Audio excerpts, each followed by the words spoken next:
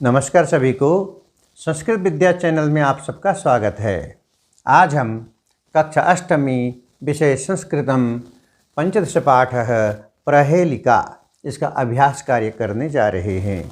तो शुरू करते हैं हम अभ्यास कार्य। सबसे पहला श्लोक है श्लोकांशेषु रिक्तस्थानानि पूरयत। श्लोक में रिक्त स्थान भरिए। श्लोक के अंदर रिक्त स्थान यहाँ पे दिए हुए हैं, उनको हमें भरना है। तो क्या है? कब सीमंतिनीषु का शांता।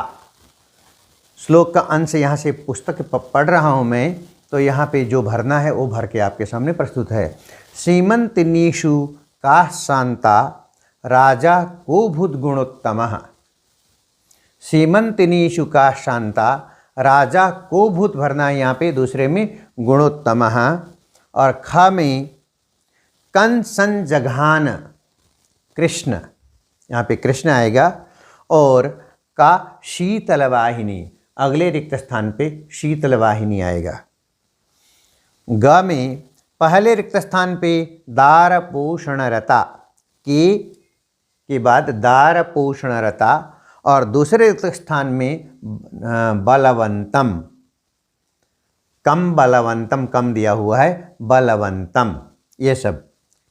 घ में वृक्षाग्रवासी नच पक्षीराज और त्वग वस्त्रधारी, यहाँ पे त्वग वस्त्रधारी नच शूलपाणी। इस प्रकार से शांता कोभूत, क में, ख में कृष्ण और शीतलवाहिनी, ग में दारपोषणरता और बलवंतम, घ में पक्षीराज त्वग वस्त्रधारी। इस प्रकार से ये पहला प्रश्न पूर्ण हुआ।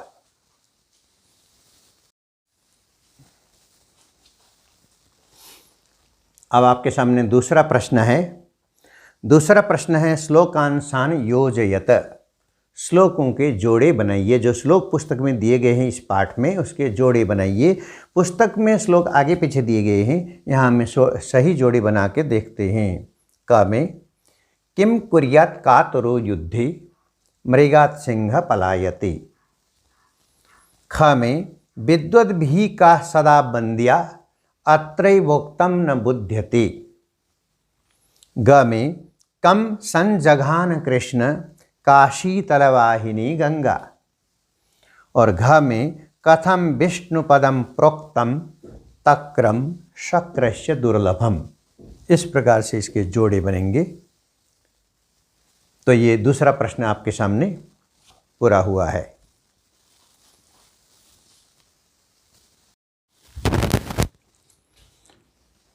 हाँ बच्चों, अब आपके सामने तीसरा और चौथा प्रश्न है। तीसरा प्रश्न है उपयुक्त कथनानां समक्षम आम, अनुपयुक्त कथनानां समक्षम न इति लिखत। अगर कथन सही है, सही कहा जा रहा है, आम लिखिए। अगर कथन सही नहीं है तो न लिखिए। क्या कथन है? गौर करते हैं इधर।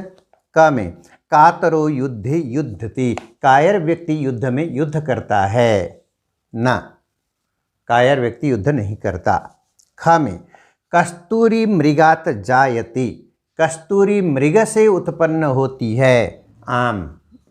ग में मृगात सिंह पलायते। मृग को देखकर शेर भाग जाता है, न। घ में कंस जघान कृष्णम। कंस ने कृष्ण को मार डाला, न। अंग में तक्रम शक्रस्य दुर्लभम। तक्र जो छाछ है, लस्सी है, इंद्र के लिए दुर्लभ है, बिल्कुल, आम। जयंत कृष्णस्य पुत्र। जयंत कृष्ण का पुत्र है, न। यह आपका तीसरा प्रश्न हुआ। और चौथा प्रश्न आप देखेंगे संधि विच्छेदम पूरयत। संधि विच्छेद को पूरा करना है। जैसे करिणाम कुलम, करिणाम प्लस कुलम, ये जो बिंदु है यहाँ पर वो म में बदलेगा, करिणाम कुलम। ख में को भूत, कह अभूत, कह प्लस अभूत।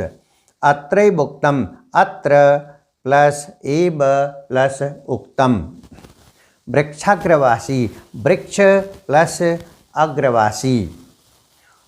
और अंग में त्वग वस्त्रधारी, त्वक वस्त्रधारी, त्वक प्लस वस्त्रधारी, यहाँ ग है, यहाँ क हो जाएगा, और बिभ्रन्ना, बिभ्रन प्लस ना। इस प्रकार से ये चौथा प्रश्न भी पूरा हुआ।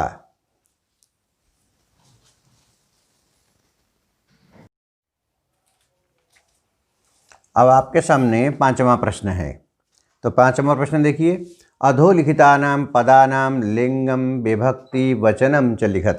नीचे जो शब्द दिए गए हैं, जो पद हैं, इनके लिंग, विभक्ति और वचन बताने हैं। तो क्या शब्द हैं? कस्तूरी, युद्धे, सीमंतिनीषु, बलवंतम, शूलपाणी और शक्रस्य। इनके लिंगम, विभक्ति, वचनम क्या क्या हैं?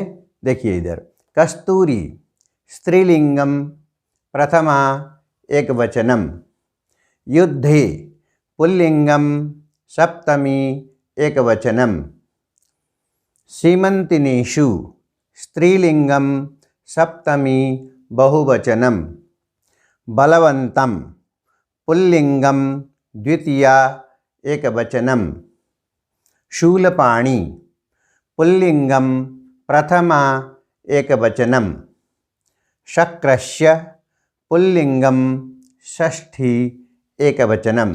इस तरह से ये जो पद दिए गए हैं, इनके लिंग, विभक्ति और वचनम की जानकारी आपको मिली।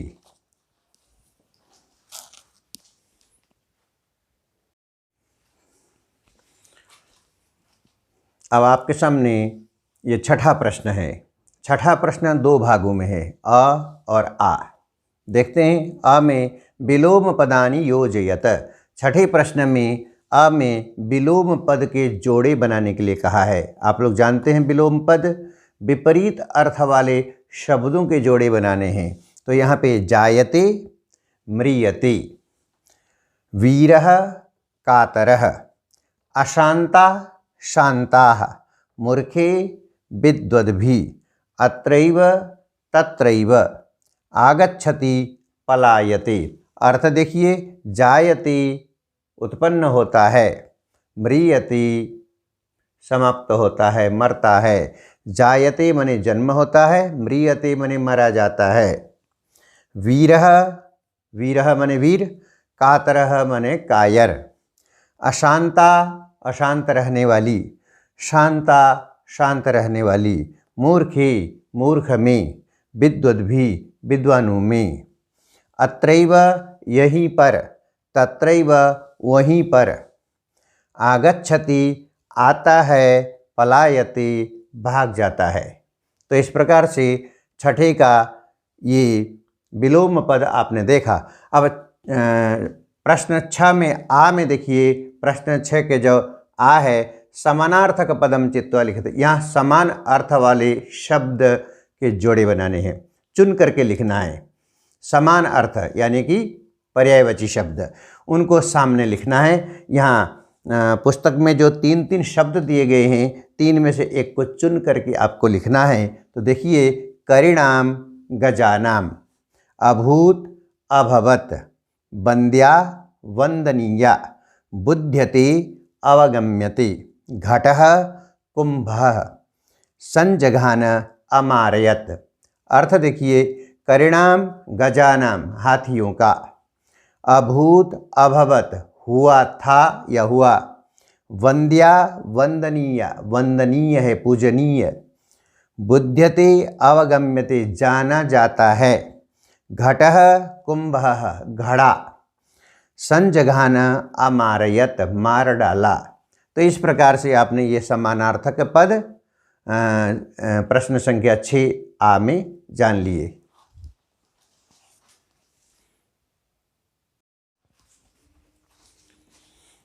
अब आपके समक्ष ये 7वां प्रश्न प्रस्तुत है। 7वां प्रश्न, कोष्ठकांतर्गतानां पदानां उपयुक्त विभक्ति प्रयोगेन अनुच्छेदम पूरयत।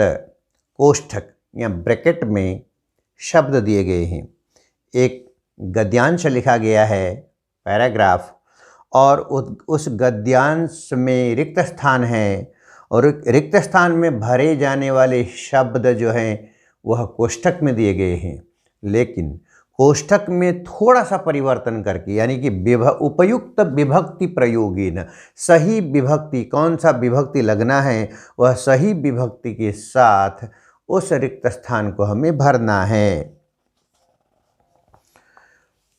तो क्या आएगा देखेंगे। एकः काकः, आकाशः है आकाशी।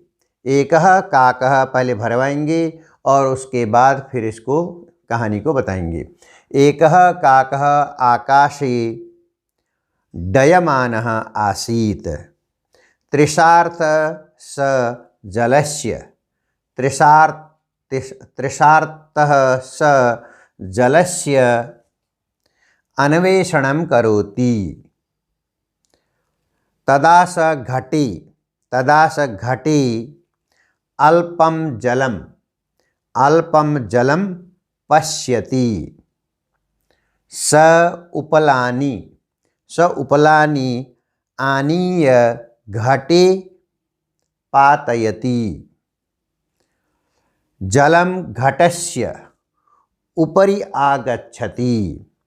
काकः सानन्दं जलं पीत्वा तृप्यति। इस कथा को, इस कहानी को आप पहले से जानते हैं। यहाँ पे कौन कौन से शब्द भरने हैं यहाँ पर भी दिया हुआ है क्रम पूर्वक। पहले में आकाशे, व दूसरा जलस्य, घाटी, जलम, उपलानी, घाटी, घटस्य, काकः। ये 8 शब्द हैं। इन 8 शब्दों को आपको यहाँ पे रिक्त स्थान पे भरना है क्रम पूर्वक। यहाँ पे क्रम पूर्वक दिया हुआ है, यहाँ पर भी कहानी के हिसाब से दिया हुआ है। आप ये आराम से भर लेंगे और अब आप इस कहानी का अर्थ आपको समझाएंगे। एकः काकः आकाशे डयमानः आसीत्। एक कौवा आकाश में डयमानः, डयमानः माने मडराता हुआ, मडराता।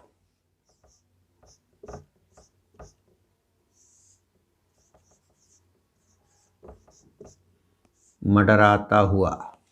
एक कौवा आकाश में मडराता हुआ घूम रहा था। डयमानः घूम रहा था।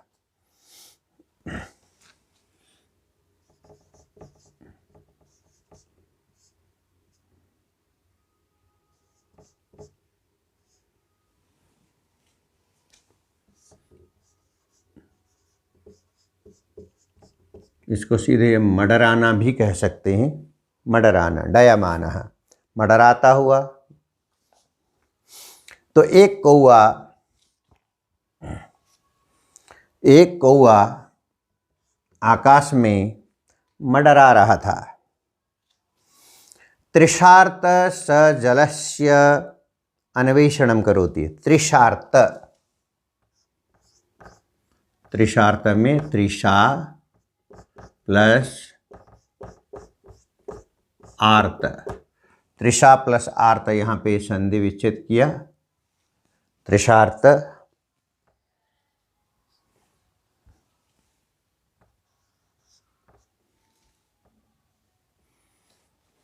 प्यासा, प्यासा। जलस्य अन्वेषणम, अन्वेषणम खोज।